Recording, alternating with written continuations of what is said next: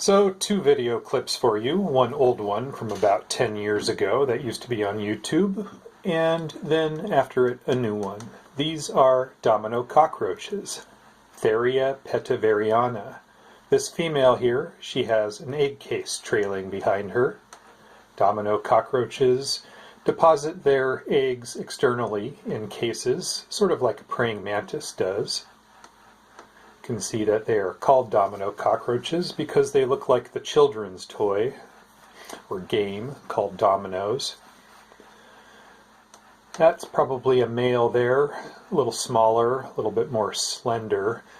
The longer sort of wavy antennae give it away even more. This is a tank I built when I first had the species, or first had mature specimens of the species. That one has some interesting markings there at the tail end. It was a glass 10-gallon aquarium. I kept it a little bit drier than I keep them now.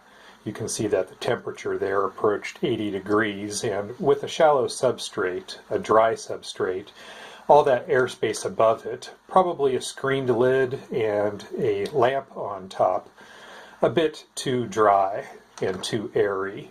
I keep them in a much more, in a bin now, in a bin with very little ventilation.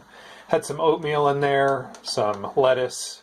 Those are two foods that I no longer feed them either, although they seem to do quite well on them in the past. The lettuce probably served to keep them hydrated in that dry tank to some extent. You can see the crushed dried leaves in there. That's a staple for this species. They do feed better on them when the leaves are moistened from time to time. When those egg cases are deposited, they will darken a bit to sort of a maroon color, and they just rest in the substrate.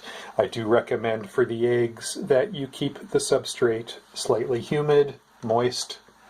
They may dry out fairly easily when conditions are as dry as what you see in this tank.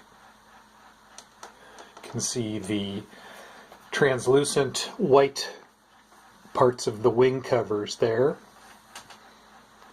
And then for size comparison, one here on my hand. The nymphs are unwinged and burrow in the substrate a lot, while the adults are winged with the pretty black and white coloration and tend to be on the surface most of the time. The nymphs are tiny when they first hatch from the egg cases. You saw that egg case a few moments ago trailing behind the roach, and a dozen or more can come out of each egg case. Here's a more recent video I took, and the specimen there in my hand, I thought at first, actually, when I took this video, that it was just freshly molted, and I suppose it was, but as it turns out, this was sort of an aberrant individual. Its coloration stayed that way up until the time of its death. I was hoping, it being a male, that I could reproduce it with a female and maybe pass on this unique coloration into subsequent generations, but unfortunately I never had a female mature in the time when this one was around. A real shame because it's such a beautiful specimen.